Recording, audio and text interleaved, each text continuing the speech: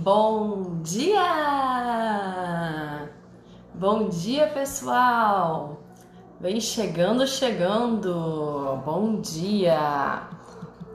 Deixa eu colocar aqui nosso título.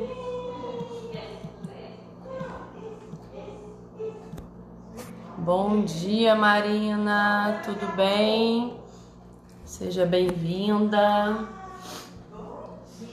Bom dia para todas, para todos. Bom dia, Beatriz. Bom dia, Aline. Bom dia, Marcele. Bom dia. Estamos aqui para mais uma aula de segunda-feira. Gente, como que eu amo essas aulas. Eu fico domingo preparando o conteúdo, né, para traçar uma organização e aí já fico ansiosa para chegar aqui segunda-feira para as nossas aulas. Bom dia a todo mundo que está chegando. Bom dia, Ju. Bom dia, Kelly. Bom dia, Flávia. Sejam muito bem-vindas. Vão entrando. Manda um aviãozinho. Vamos fazer aquele combinado igual semana passada. Todo mundo que tá aqui, manda um aviãozinho para pelo menos 3 famílias, 3 pessoas, aí 3 mães que vão gostar muito do nosso conteúdo, que tem interesse, que tem filhos, né? Filho com autismo, ou com síndrome de Down, ou com algum atraso no desenvolvimento e que tem interesse aqui nas nossas aulas e no nosso conteúdo. Muito bom dia! Me manda aqui pra mim se vocês estão aí de feriado ou se vocês estão trabalhando normal. Manda aí pra mim. Se bem que mãe não tem feriado nunca, né? Cá pra nós, mãe não tem feriado nunca. Feriado, na verdade, a gente trabalha mais ainda, né? Porque as crianças em casa, sem aula, a gente trabalha mais ainda. Mas me conta aí se a sua cidade tá em feriado, se a sua cidade tá funcionando. Me conta aí um pouquinho pra gente... para vocês irem chegando, enquanto eu tô preparando aqui pra gente já começar a nossa aula com muito conteúdo. A Aline tá trabalhando normal. Isso, aqui nós também estamos trabalhando normal, né? Embora o Rio esteja em feriadão, mas nosso serviço, né? A clínica é um serviço assistencial de saúde e dessa vez a gente pôde abrir, né? Então isso é muito bom para a gente não parar os nossos atendimentos, não parar nossos resultados, os nossos pacientes não perderem, né, o que a gente vem buscando. A Beatriz falou que lá não é feriado, mas está em lockdown. Isso aí. Tá tão difícil, né, gente? Então, temos que fazer a nossa parte, né? Mas sem também prejudicar os resultados dos nossos pacientes, a todo mundo, né? As questões financeiras, do comércio de maneira geral. Então, a Aline trabalha com ecoterapia. Que legal! Muito bom, muito bom. Isso, né, Aline? Estamos nessa situação. Sejam muito bem-vindos todos aqui. Para quem não me conhece, eu sou Bárbara Calmeto, sou psicóloga, sou neuropsicóloga, agora analista do comportamento aplicado. Então, assim, estou muito feliz. Mandei meu trabalho, agora só falta chegar a nota, mas assim, já acabou agora, em março terminou. Né, termina agora a especialização, me organizando para entrar no mestrado, muito feliz, sempre estudando.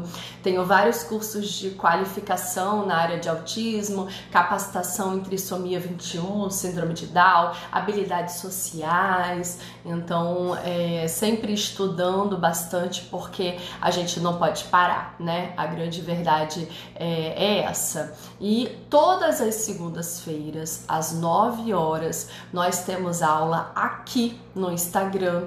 Essa aula não fica salva aqui, então eu te convido para participar ao vivo comigo, porque é sempre conteúdo, não é bate-papo somente, né? A gente bate-papo aqui, né? Mas é conteúdo mesmo, são conteúdos que eu aprendo nos meus cursos, que eu dou no meu curso. Eu tenho um curso que chama o PEC, Programa de Estimulação em Casa, que eu fiz uma turma no final do ano, foi a última turma, e provavelmente em maio eu vou abrir uma nova turma, eu vou divulgar, podem ficar tranquilos, tem muita gente perguntando, mas o meu intuito é não só ensinar e passar para vocês dicas dessa estimulação em casa no curso, mas também no nosso conteúdo. Então segue a gente aqui no Instagram, curte nossos posts, comenta, porque é tudo muito pensado, com muito carinho. Todos os meus domingos eu passo programando e fazendo como que serão esses posts.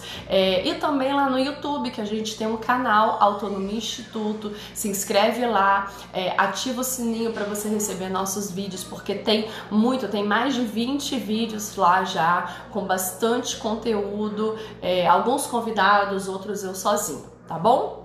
Então, coloca aí pra mim, #caderninho, quem tá preparado pra nossa aula de hoje, quem já tá com o nosso caderninho aí pra anotar tudo, pra não perder nada.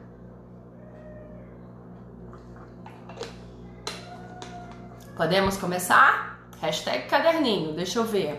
Quem tá aí preparado? Quem não quer perder nada das nossas aulas, depois quando acabar aqui, entra lá no perfil, tá? Tem um link, Aulas do Autonomia Instituto. Você entra lá, é um grupo do WhatsApp silenciado, não tem bom dia, boa tarde, nem boa noite, nem corrente, nada disso. É só para eu avisar sobre as nossas aulas. Então, entra lá para você não perder. Eu avisei ontem já avisei hoje que a gente estava entrando. Essa semana ainda já vou passar a programação toda de abril. Então, entra lá para não perder. Isso, Beatriz, vamos lá, caderninho, vamos começar então a nossa aula. Hoje nós vamos falar sobre um assunto que eu gosto muito, que são as brincadeiras sensório-sociais, tá? As brincadeiras sensório-sociais, muitas vezes elas podem ser chamadas também de rotina sensório-social. Essas brincadeiras sensório-sociais, elas são muito conhecidas com quem trabalha com o modelo Denver, que é um modelo, né, do ensino naturalístico baseado em análise do comportamento aplicado. Então o modelo Denver é ABA também, só de uma maneira naturalística, o ensino naturalístico, e temos outros ensinos naturalísticos também. Então, todo mundo que trabalha com terapia ABA, ela precisa saber sobre brincadeiras sensório-sociais, rotinas sensório-sociais, e aplicar isso na sua intervenção do dia a dia. Então, por isso que é tão importante, tanto para nós como terapeutas, como para vocês, pais, né, mães, professores. Então, todo mundo precisa saber o que são essas brincadeiras sensório-sociais. E essas brincadeiras precisam fazer parte da rotina de estimulação, porque vocês vão perceber que são brincadeiras muito divertidas, são brincadeiras que trazem motivação para a criança. Quem acompanha o meu feed aqui sabe muito bem que eu bato na tecla o tempo inteiro de que a terapia, a estimulação precisa sim ser divertida, precisa sim ter alegria, precisa sim seguir a motivação da criança ou do adolescente ou do adulto, porque não tem graça nenhuma a gente ficar estimulando uma criança e ela não tá fazendo nada interessante. Pensa na gente, vocês iriam gostar de ir para um curso, de ir para uma terapia que não fale nada, que não tenha nada interessante para você? Não, com certeza não. Eu iria detestar. Então a gente precisa trazer essa motivação. Sob o ponto de vista da estimulação, é muito importante que a criança ela tenha acesso a brincadeiras que desenvolvem principalmente 4 eixos neuropsicomotores, tá? Então são brincadeiras que desenvolvem coordenação motora grossa, coordenação motora fina, interação social e a integração social. Então, hoje nós vamos falar especificamente desse desenvolvimento do eixo interação social e nós vamos usar como estratégia as brincadeiras sensório-sociais, ok? Então, as brincadeiras sensório-sociais, elas são aquelas que trabalham um ou mais sentidos na brincadeira. A gente está trabalhando os órgãos dos sentidos, tá? Então, a gente trabalha o tato, a gente trabalha a audição, a gente trabalha a visão, o paladar, o olfato, a propriocepção, vestibular. Então, quem trabalha com crianças com atraso no desenvolvimento, mesmo sem ser terapeutas ocupacionais, precisam entender um pouco sobre essa integração social. Pelo menos um básico, para a gente saber também estimular as crianças. Lógico, o trabalho específico de integração sensorial é do terapeuta ocupacional, tá bom? Aqui nós temos 2 terapeutas ocupacionais que trabalham com integração sensorial. Mas nós, terapeutas, eu sou psicóloga, então eu não tenho a certificação em integração sensorial, mas eu tenho o curso básico, porque eu trabalho com isso. Então a gente precisa, você que é mãe não precisa fazer um curso de integração sensorial, mas é importante que você entenda que essas brincadeiras que mexem com os sentidos, elas são importantes para nossa estimulação e eu vou mostrar daqui a pouquinho para vocês quais brincadeiras e como fazer essa estimulação, tá bom? Se você tiver alguma dúvida, quiser fazer alguma pergunta, você pode ou colocar aqui no chat mesmo, nos comentários, ou no ponto de interrogação que tem aqui do ladinho. Você pode também escrever sua pergunta, dar seu depoimento, tá bom? Pra gente conversar também. Então vamos lá. Buscar a conexão com a criança é o que a gente melhor pode fazer para conseguir essa estimulação, tá bom? Então, quando a gente busca conexão, quando a gente busca olhar para a criança, quando a gente busca entender o que ela gosta e partir daquela motivação dela para fazer a nossa estimulação, é mais fácil. É mais simples para ela. Por quê? Porque é a gente que se adequa à demanda dela e não a criança está se adequando à nossa. Mas eu vou explicar um pouco a diferença entre o deixar brincar livre e o brincar com um objetivo, tá bom? O que a gente precisa fazer nessas estratégias de rotina sensório-social? A gente precisa fazer brincadeiras que favorecem a conexão entre o paciente, né, a criança, o adolescente ou o adulto com atraso no desenvolvimento e o adulto que está fazendo a atividade. O terapeuta, a mãe, o professor, a avó, o pai, o tio. Então a gente precisa fazer a conexão. Uma vez que existe a conexão, que a gente aqui em terapia chama vínculo terapêutico, uma vez que existe essa conexão, a gente consegue avançar nas nossas metas terapêuticas com esse paciente, tá? Essa brincadeira de rotina sensório-social, ela é muito boa, porque ela é uma brincadeira que é face a face, que a gente chama, que é uma brincadeira muito próxima, é uma brincadeira que demanda ter um contato visual, é uma brincadeira que demanda sorrisos, que demanda um contato físico. Então, ela é muito positiva para a gente trabalhar interação social, que a gente sabe que é uma das dificuldades, principalmente de quem está dentro do diagnóstico de transtorno do espectro autista. Tá? Então, essas rotinas sociais, essas brincadeiras sensório-sociais, elas envolvem ação, reação, corpo, movimento, som, diversão. Então, são brincadeiras prazerosas que a gente pode desenvolver contato visual, atenção compartilhada, mando, que é fazer pedidos, solicitações, imitação, imaginação, a criatividade, e a gente vai trabalhando também as frustrações da criança no dia a dia, né? Troca de turno, tudo isso a gente pode ir trabalhando, tá? Então daqui a pouco eu vou dar sugestões de como trabalhar. Primeiro eu tô explicando o que é essa brincadeira sensório-social. Escreve aqui pra mim se vocês já sabiam o que era brincadeira sensório-social, se vocês já fizeram com seus filhos, com seus pacientes, com seus alunos, se vocês já sabiam, escrevam sim. E quem nunca tinha escutado falar ou não sabia exatamente o que era, escreve aqui pra mim não, tá bom? Pra eu saber se vocês já tinham essa noção. Então, a grande diferença na brincadeira sensório-social, na rotina sensório-social para uma estimulação é que ela não existe uma regra bem estabelecida de como fazer essa brincadeira. É uma brincadeira que a gente começa, que a gente vai sentindo a criança, vai tendo aquela conexão, e aí nós vamos colocando demandas dentro dessa brincadeira.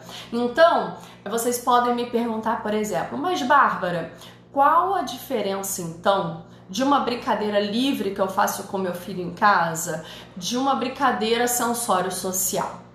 A grande diferença é que na brincadeira livre você vai deixando o seu filho brincar do que ele quer, e aí ele não quer mais, ele passa para outro. Você vai seguindo ali a demanda dele, mas de uma maneira mais livre, de uma maneira sem compromisso com uma meta pré-estabelecida, tá? Quando a gente fala de rotina sensório-social, significa uma brincadeira que você não tem uma regra totalmente estabelecida, por exemplo, não é um jogo de tabuleiro, sabe, assim, que tem uma regra bem estabelecida, mas você precisa, como terapeuta ou como mãe que está treinando o seu filho, né, ou como pai, quem estiver fazendo com a criança, você precisa ter na sua mente, na tua cabeça, ou no caderninho, que eu sempre falo, né, escreva,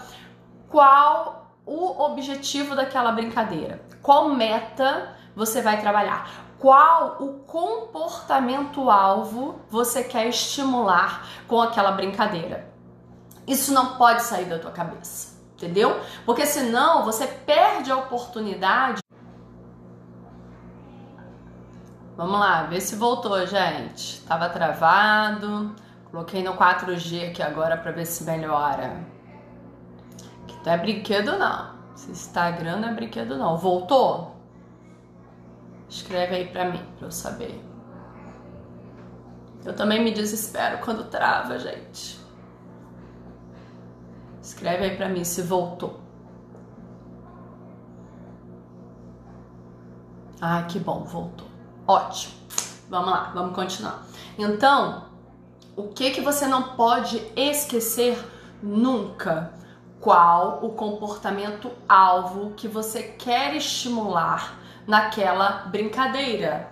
Porque senão a brincadeira, ela vira somente uma brincadeira. E assim, tudo bem, sem problemas. É para você brincar livre também com seu filho.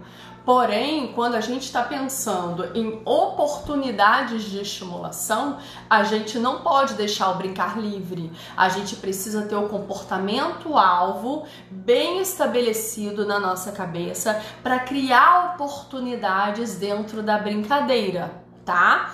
Então, o comportamento-alvo precisa estar bem descrito para você. E essas brincadeiras sensório-sociais, elas ajudam muito no que? Na compreensão do elo comunicativo. O que é o elo comunicativo? É a criança entender que tem um emissor de uma mensagem e tem um receptor, e há uma troca. Então, por exemplo, eu estou fazendo uma brincadeira, vou dar um exemplo, bolha de sabão, que as crianças amam.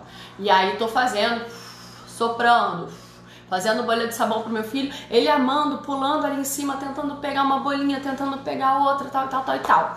E aí eu vou lá e paro um pouquinho de fazer a bolha de sabão. O que eu quero que ele faça? Se é uma criança que ainda não fala, eu quero que ela olhe para mim com a intenção de pedir mais, de pedir continua, eu quero mais, mamãe, tá? Então eu peço que ela me olhe. Se é uma criança que já verbaliza, eu quero que ela fale mais, ou quero mais bolhas. Então a gente vai trabalhando isso com a criança. Pode trabalhar o apontar. Então, por exemplo, se eu estou trabalhando contato visual como pedido, como solicitação de continuar aquela atividade, olha só, é uma meta de mando. Fazer a solicitação, contato visual para solicitação de continuidade de uma brincadeira sensório-social. Então isso é um mando. E aí eu vou fazer várias vezes, engajar essa criança e dar uma paradinha. Quando ela me olha, eu pergunto para ela: você quer mais? Ai, mais bolinha, você quer mais? E aí eu faço mais.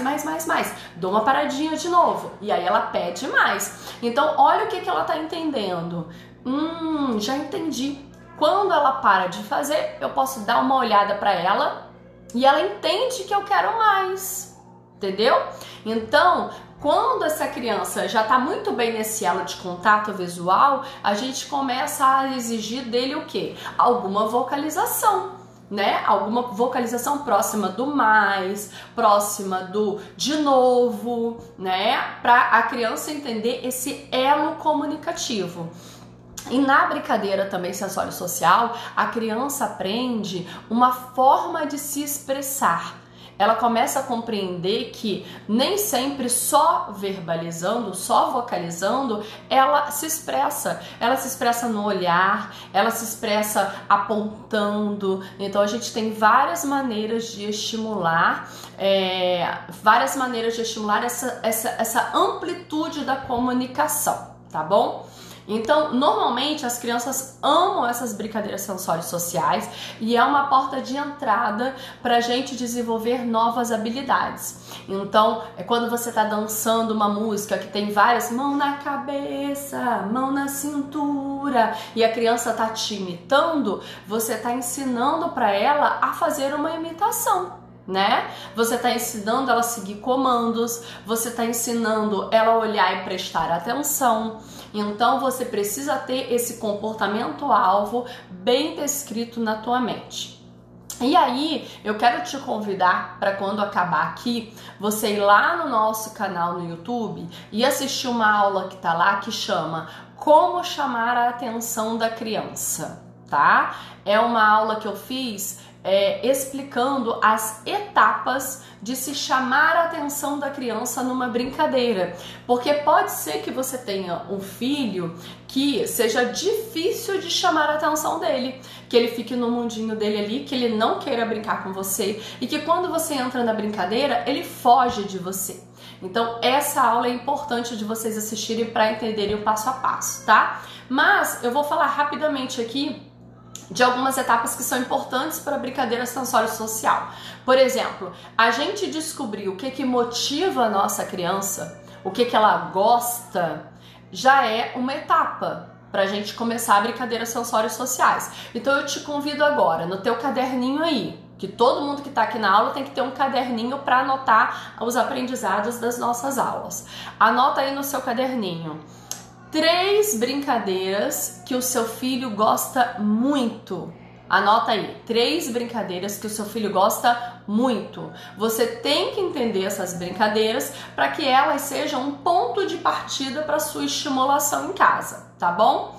Depois, você precisa despertar a atenção da criança. Então você precisa eliminar a concorrência. Então, tem televisão ligada, desliga. Tirar celular, tira tablet. Ah, estão fazendo barulho na cozinha, fecha a porta da cozinha. Ah, tem o cachorro latindo lá não sei aonde. Vá para um lugar com seu filho que ele tenha menos estímulos distratores para que ele se concentre na brincadeira que você vai fazer. Lembrando que essa brincadeira é uma brincadeira de estimulação. Então, é uma oportunidade, você vai criar várias oportunidades de aprendizado nessa mesma brincadeira, tá? Então, elimine essa concorrência. Tente interagir com essa criança. Então, você já sabe as brincadeiras que ele gosta, ou os brinquedos que ele gosta. disponibilize esses brinquedos, deixa ele começar a brincar e a partir daí vá brincando com eles sem tomar o brinquedo, sem pegar o brinquedo da frente da mão da criança, porque às vezes a gente quer brincar com a criança, aí a criança tá aqui, ó, com o brinquedo, tá lá com o carrinho dela, né? Tá lá. Aí a gente quer brincar com ela, o que a gente faz? A gente tira o brinquedo dela pra mostrar qual é a brincadeira. E aí o que ela faz? Ela vira as costas pra gente ou foge da gente, porque a gente tá invadindo a zona de conforto dessa criança. Então não tire o brinquedo dela, mas vai introduzindo barulhinhos engraçados, vai imitando essa criança, vai narrando as brincadeiras, que aos pouquinhos ela vai deixar você se aproximar dela, tá? E depois que você conseguir se aproximar da criança, vá fazendo variações dentro dessa mesma brincadeira, tá? Vai lá na aula do YouTube que tem uma aula completinha, acho que são 40 minutos de aula lá, sobre como chamar a atenção da criança. E agora, o que eu vou falar para vocês? Eu vou dar algumas sugestões de brincadeiras sensórios sociais e vou explicar como que vocês podem estimular a criança com essas brincadeiras. Primeiro coloca aqui pra mim que brincadeiras sensórios sociais vocês conhecem. Quem conhece, né? Quem não sabia o que era, não tem como. Mas quem conhece brincadeira sensório social, qual brincadeira seu filho mais gosta? Qual brincadeira seu aluno, seu paciente mais gosta? Coloca aqui pra mim. Eu vou falar qual é a preferência nacional aqui no Autonomia Instituto pra vocês. Qual é a brincadeira sensório social que o seu filho mais gosta? Coloca aqui pra mim. Aqui no Autonomia, a gente faz muita brincadeira sensório social. Todas as terapeutas, todas as salas, aqui nós temos psicólogas, fonoaudiólogas, terapeutas ocupacionais, psicomotricistas e psicopedagogas. Todas as profissionais fazem muita brincadeira sensório social, porque a gente sabe que essa é uma das bases muito importantes de aprendizagem. E a gente tem, assim, uma brincadeira sensório social que é a alegria de todo mundo, que é a escolha master, e que nós temos vários em todas as salas, que é a bolha de sabão. Tá? Então todas as nossas salas tem várias bolinhas de sabão e a gente faz muito porque as crianças amam. Então a Aline tá falando, ó, que é cosquinha, a Kelly tá falando bolinha de sabão, ficar pulando na cama ou no sofá com as mãos dadas e cosquinhas. Isso, são brincadeiras sensórios sociais. Então aqui, a preferência nacional é bolinha de sabão. E por isso que a gente faz tanta bolinha de sabão, tá? Mas, o que a gente pode trabalhar? Vou começar por essa, então. Bolinha de sabão. Que é uma brincadeira barata, uma brincadeira simples e uma brincadeira que todo mundo tem que ter em casa, tá? Ter aquela bolinha de sabão normal, basiquinha, baratinha. E você vai ali, coloca o detergente, coloca a água e vai fazendo. O que a gente precisa entender? Qual comportamento-alvo eu quero estimular fazendo bolinha de sabão para o meu filho? Então, se eu quero trabalhar contato visual, como eu dei o exemplo, eu vou fazer bolinha de sabão, engajar essa criança e aí eu vou dar uma paradinha para ela fazer contato visual comigo e pedir continuidade da atividade. Se eu quero treinar com ela, que ela busque a bolinha, a gente tem crianças, por exemplo, que ficam olhando a bolinha de sabão, mas elas não vão atrás da bolinha para estourar, não colocam a mão, não vão atrás.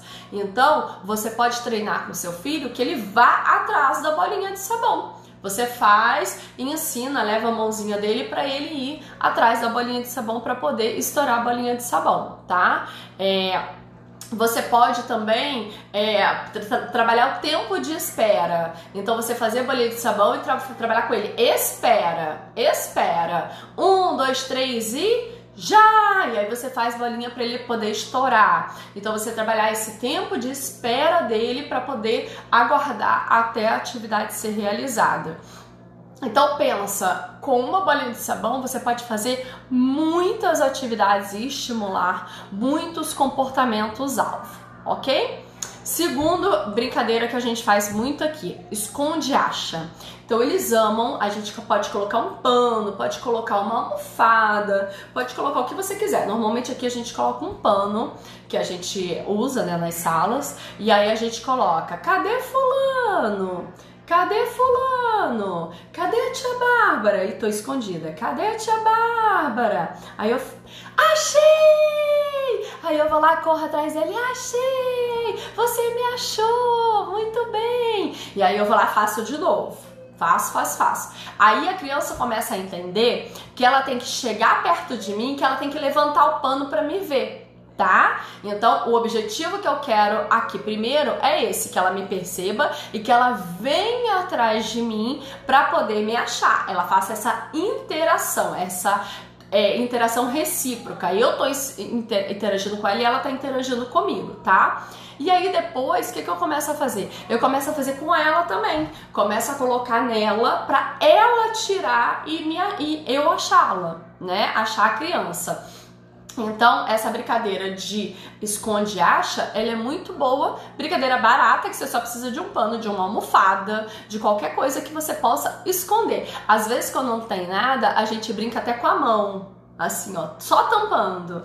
Cadê fulano? Cadê? Eu tô te procurando. Então, são brincadeiras muito divertidas e que você tá trabalhando o comportamento-alvo aí dentro.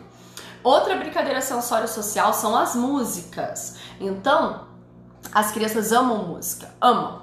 Mas a minha dica aqui é: desligue a televisão, desligue o celular, desligue o tablet. A música é para ser cantada, é para ter a interação. Então, eu sempre indico para as famílias escolherem um repertório de 5, 6 músicas. Você pode até anotar agora aí, anota aí, 5 músicas que seu filho gosta muito.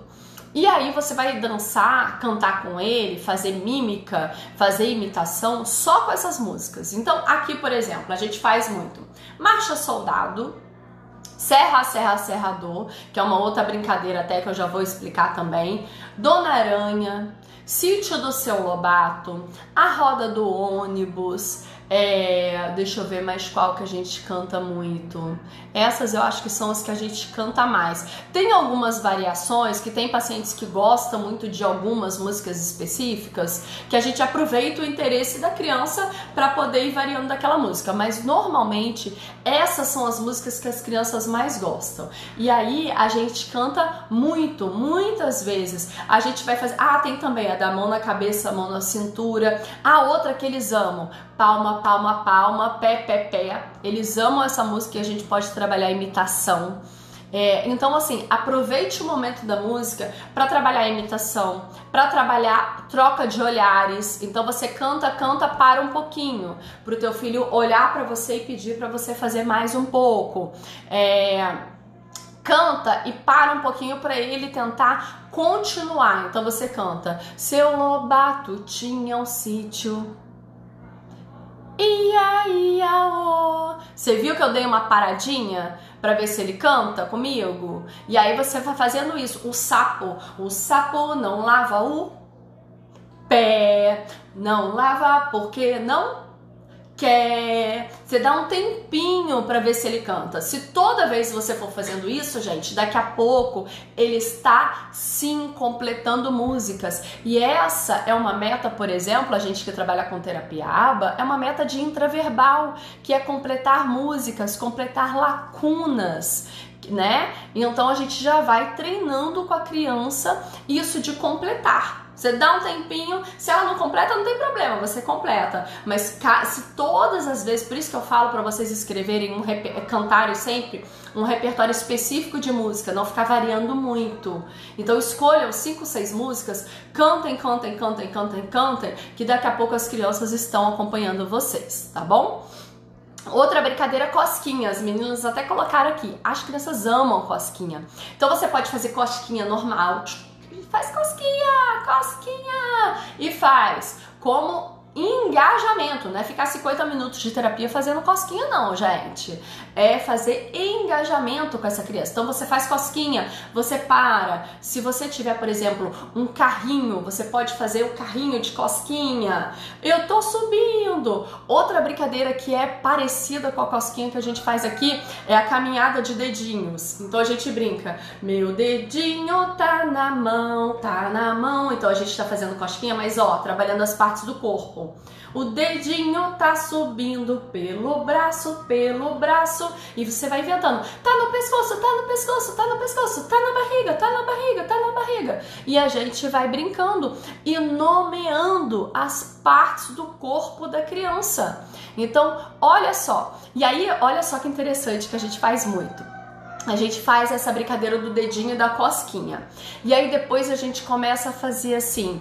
Agora o dedinho vai no pé. Cadê o pé? Sabe o que as crianças fazem, gente, com o tempo? Pé. Pé tá aqui. Onde que tá o pé? Pé tá aqui. Já estica o pé. Aí a gente começa. Agora está na mão. Aí a criança dá a mão. Aí a gente começa. Fazer estimulação de identificação de partes do corpo. Aí daqui a pouco, quando a criança já tá sabendo algumas partes do corpo, a gente começa a fazer troca de parte. Então a gente fala, agora o meu dedinho, essa formiguinha que tá subindo, a formiguinha tá subindo no pé. Aí a criança dá o pé, a gente faz. Agora o outro pé, a gente dá uma dicasinha, encosta no outro pé, ela levanta e vai. Agora o outro pé. E a gente vai revezando esse outro, para ela entender o que é um revezamento. Então, olha quanto comportamento-alvo eu estou brincando numa atividade de fazer cosquinha, de caminhada de dedinhos, que a gente aqui chama de formiguinha, né? Então, muita coisa. O que a gente precisa ter em mente é o comportamento-alvo que eu quero. Que aquilo ali não é só uma brincadeira, tá? Serra, serra, serrador. Então, a gente faz muito, né? Serra, serra, serrador. Coloca a criança aqui na gente, sentado, e coloca ela pra trás e pra frente. E aí, daqui a pouco, você dá uma paradinha e espera a criança fazer com o corpo assim, ó. Ou te olhar, querendo mais. E aí você trabalha com ela, você quer mais, você quer de novo, vamos lá. E aí a gente vai fazendo serra, serra, serrador, tá bom? E aí também é mais uma brincadeira. Sanduíche, que a gente brinca aqui, sanduíche de criança, que é o quê? A gente esconder a criança, a gente enrolar. Então tem um tapetinho, tem um pano, tem um lençol, você enrola a criança ali e fica fazendo sanduíche. Sanduíche de criança, sanduíche do fulano, sanduíche do fulano. Aí dá uma apertadinha assim só pra ela sentir e aí solta. Aí daqui a pouco ela vem, ela quer que a gente faça de novo. Aí a gente solta e a gente vai fazendo essa brincadeira para poder introduzir demandas dentro dessa brincadeira. Bochecha de ar. São crianças, a bochecha de ar a gente faz normalmente com crianças que já estão com um contato visual um pouco mais consistentes, porque elas olham mais pra gente. Aí a gente faz assim, ó.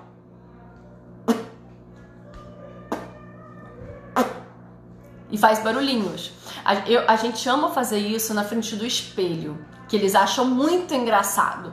Então a gente vai fazendo e aí depois a gente ensina para elas a fazer no nosso rosto e no rostinho delas. Para essas crianças que já estão com contato visual também mais consistentes, a gente pode fazer aquela famosa brincadeira, né? Janela, janelinha, porta, campainha, dling-dong. E a gente faz muito também essa brincadeira para trabalhar essa consistência do contato visual. Então, na frente do espelho ou de frente para a criança, a gente faz bastante também, tá? Pique, então é uma brincadeira legal que as crianças adoram correr. Então, pique pega, pique esconde, corre, corre, corre, eu vou te pegar, corre, corre, corre. Aí você corre e encosta na criança. A criança, muitas vezes, ela não entende que ela tem que correr atrás de você. Então, você pega ela para ela correr. Se vocês estiverem duas pessoas, então, por exemplo, o pai e a mãe estão em casa, melhor ainda, que um vai ser o que vai ser pego e a outra pessoa vai ser a sombra da sua criança, ou seja, vai ensinar para ela qual é o comportamento que a gente espera dela, que é correr atrás da criança, tá bom? Então, pique pega, pique esconde são brincadeiras sensórios sociais super divertidas que as crianças amam. Outra brincadeira que as crianças amam também são as caixas sensoriais. Então aqui a gente faz muita caixa sensorial com sagu colorido, arroz colorido. Inclusive tem no feed, acho que foi semana passada que eu postei sobre sagu colorido, como fazer, tá? Super fácil. A gente faz com arroz, a gente coloca arroz preto e arroz branco. A gente faz com aquelas bolinhas de gel que inflam, a gente coloca. A gente faz caixa sensorial com gelatina. Então a gente faz aquela gelatina incolor, né? A gente coloca o corante, mas aquela que fica tipo uma gosminha. E a gente faz com slime. E ali dentro a gente vai colocando brinquedos e trabalhando. Pega isso, pega aquilo, pega o azul, pega o vermelho, e ali dentro daquela brincadeira a gente vai trabalhando identificação de objetos, identificação de cores, seguir comandos, a gente vai trabalhando ali. Brincadeiras com água, as crianças amam brincadeiras com água. Então você pode, por exemplo, colocar uma bacia, colocar brinquedos ali dentro e pedir para a criança pescar aquilo ali com uma peneira ou com uma concha. Quando a criança já tiver com uma coordenação melhor, você pode pegar aquele pegador de gelo para ela pegar o objeto e pescar. Você pode colocar água, colocar umas gotinhas de corante para a água ficar colorida e entregar para ela um copo, para ela ficar 2 copos, por exemplo, ficar jogando de um lado para o outro. Você está trabalhando essa coordenação, aí você molha ela, aí você molha o brinquedo. Então, várias brincadeiras com água são bem interessantes e são bem prazerosas também para as crianças, tá? Então, gente, o meu objetivo hoje era trazer para vocês uma sugestão de brincadeiras sensório-sociais, porque são brincadeiras muito importantes para a gente trabalhar com crianças com atraso no desenvolvimento, seja autismo, seja síndrome de Down, porque são brincadeiras que engajam. Porém, a gente não pode esquecer qual é o comportamento-alvo que eu quero estimular com aquela brincadeira, tá? Então, como que a gente faz aqui? Vou explicar para vocês, porque vocês podem fazer em casa, e isso inclusive é uma das dicas que eu dou lá no meu curso, no PEC, no Programa de Estimulação em Casa. Faça um calendário de estimulação. Desse calendário, você escreva assim, por exemplo, bolinha de sabão, contato visual para continuidade, cosquinha, né, com os dedos, nomeação de partes do corpo. Então você já coloca a atividade que você vai fazer e qual o comportamento-alvo que você quer estimular com a criança, tá? Por quê? Porque aí você já sabe o que acontece, gente. A nossa rotina de mãe, a gente tem milhões de coisas para fazer, tá? Mãe não descansa nunca. Mãe não tem feriado, não tem descanso, não tem nada disso. Então, se você vai estimular seu filho e ainda vai parar para pensar o que você vai fazer naquele momento, você já está perdendo tempo. Então, a minha dica é: programe a sua estimulação, faça um calendário, escreva ali qual é a terapia, qual a atividade que você está fazendo, qual atividade você vai fazer e qual é o comportamento-alvo que você vai estimular. Tá? Faça blocos de estimulação. Não precisa ficar com seu filho 3, 4 horas fazendo estimulação. Aqui na clínica a gente até fica com as crianças esse tempo, por quê? Porque elas trocam de sala, elas trocam de terapeuta, aí os brinquedos mudam, aí o espaço físico muda. Além disso, é um espaço controlado por nós. A casa é a zona de conforto da criança, então tem distratores, tem muita fuga, né? E aí aqui na clínica é diferente, mas em casa a minha dica é: faça blocos de estimulação. Faça 30 minutos de atividade direcionada, 40 minutos de atividade direcionada. Se essa atividade ela for boa, ela for direcionada, ela tiver o comportamento-alvo, anote ali quantas vezes em 10 minutos de brincadeira sensório-social o seu filho, por exemplo, fez contato visual com você. Comece a anotar, porque você vai perceber que hoje ele fez 3, daqui a 4 dias ele está fazendo 5, mais 4 dias ele tá fazendo 8 e ele tá melhorando. Você vai ter dados de que ele está melhorando. Então, façam essa anotação, façam o calendário, organize a estimulação em blocos, faça vários blocos durante o dia, porque vocês vão ver a diferença, tá bom? Quero saber se alguém tem alguma dúvida, alguém quer trocar alguma informação, alguém quer falar alguma experiência que já fez com o filho, se o filho gosta, não gosta, alguma profissional. Deixa eu ver aqui o que vocês estão falando. Ó, a Kelly disse, dicas maravilhosas, Bárbara, obrigada. A Mary também, obrigada, Bárbara. Fabiana, excelente. Obrigada, gente, que bom que vocês gostaram, porque eu preparo tudo com muito carinho. Eu tento ao máximo trazer conteúdo, tanto teórico, porque é importante, a gente estuda muito para fazer o que a gente faz. Eu costumo dizer que não tem um dia na minha vida que eu não estude, que eu não assista uma aula, e é a mais pura verdade. Eu faço e estudo todos os dias, de segunda a segunda, e eu tento ao máximo trazer o conteúdo para vocês de teoria e de prática também, porque faz muita diferença, tá? Então, que bom que vocês gostaram. Alguém tem alguma pergunta? Alguém tem alguma dúvida? Alguém quer tirar, né, alguma dúvida sobre o nosso assunto de hoje? Eu aproveito para convidar vocês o seguinte, ó, vou dar alguns recadinhos. Aqui no nosso Instagram tem muito conteúdo bom, tá? Eu preparo pessoalmente o que vai ser falado, os posts, os temas, tudo isso.